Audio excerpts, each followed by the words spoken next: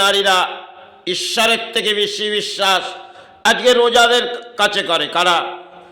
তাদের অর্থের প্রয়োজন আছে আর ইনাদের দেবার প্রয়োজন আছে।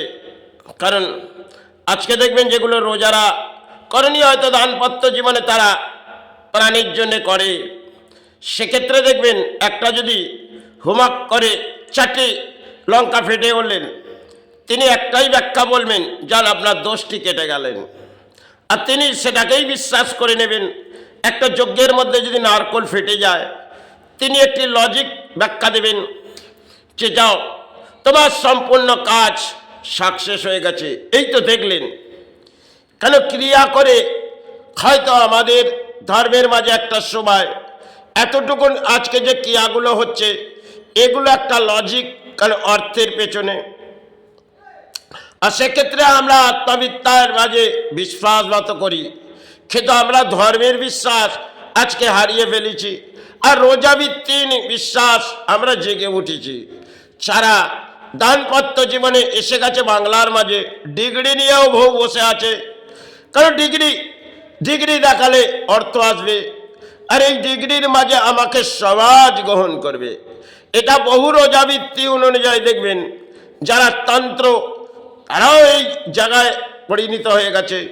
কারণ তন্ত্র একটা সময় এতটা তন্ত্র উৎপাত ছিল না, কারণ বশীভূত করে দাও আর একে অপরের যেন সাহারা বেঁধে দাও, তাতে দানপত্র জীবনে অর্থ আসবে।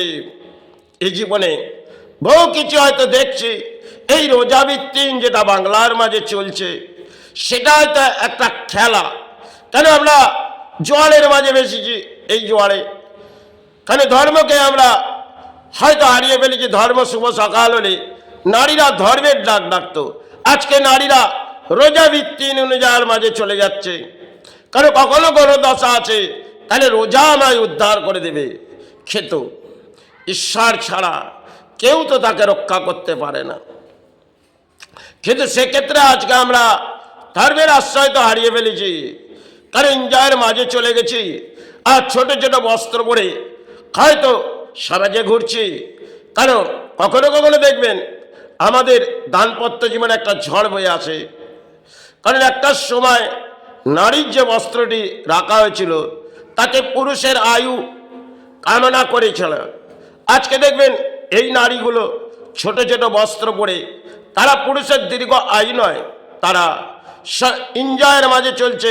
আর পুরুষের ক্ষয়ক্ষতি আসতে পারে, তা তাদের জীবনে কি, তাদের তো এনজয় থাকবে। আর পুরুষও আজকে এই পর্যায়ে এসে গেছে।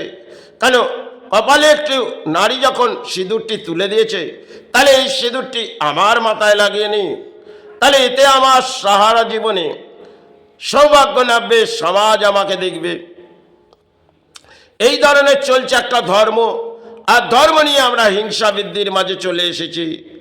হয়তো ধর্ম আমাদের কাছে একটা সময় যেন এগিয়েছিল, আজকে আমরা ধর্ম নিয়ে খেলা করছি।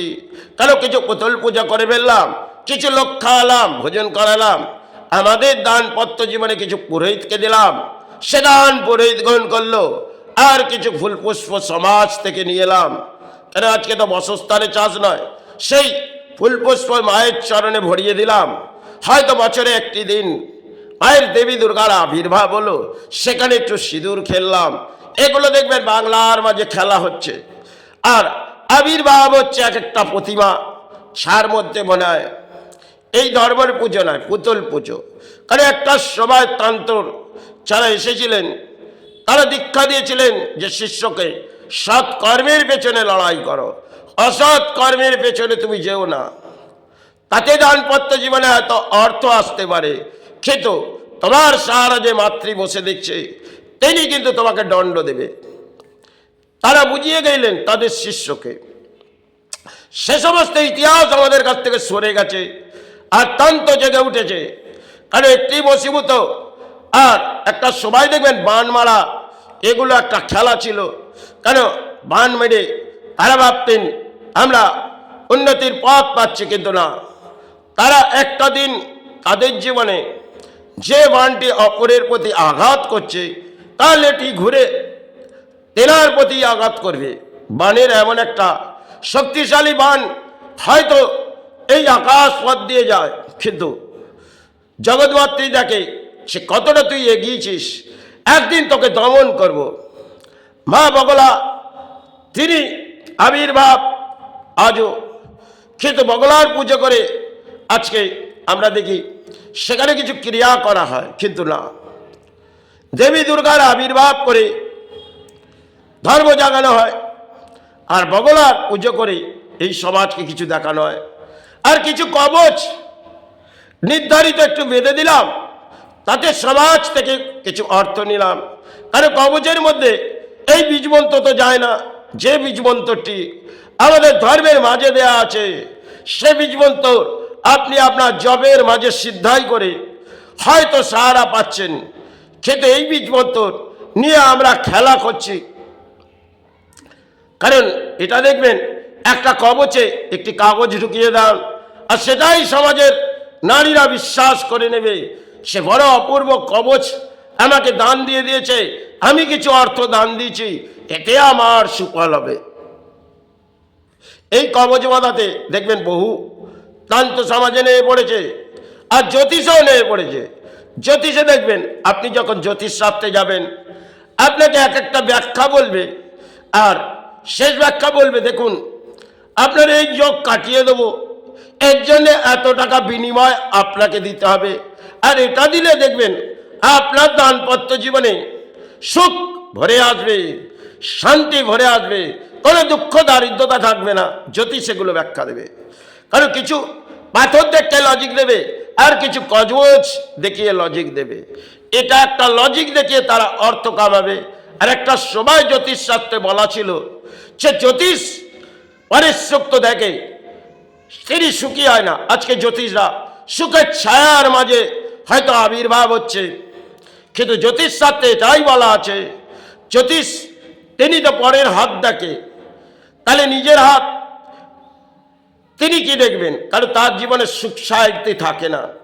এটা জ্যোতিষ শাস্ত্রে পুরনো ইতিহাস যদি আমি আসি তাতে কিন্তু ব্যাখ্যা দেওয়া আছে। আজকে শাস্ত্রের পেছনে জ্যোতিষগুলো তারা ধর্মের পেছনে এসে গেছে,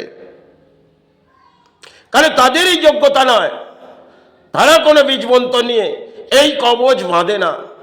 একটা মহামৃত্যুঞ্জয় কবচ তার বাঁধতে গেলে তার পেছনে অধিক সময় লাগবে, কিন্তু সেটা এই সমাজে হবে না। আর মহামৃত্যুঞ্জয় তার যজ্ঞও করতে হবে, এবং সেগুলো একটা সময় হয়তো কিছুটা গুরুরা এক্ষেত্রে হয়তো কোনো কারণে বেঁধেছিলেন, সেটা আজকে লজিক। এই সমাজে দেখবেন লজিক হয়, সেটা একটা কবচ নিয়ে লজিক, আর ধর্ম নিয়ে লজিক।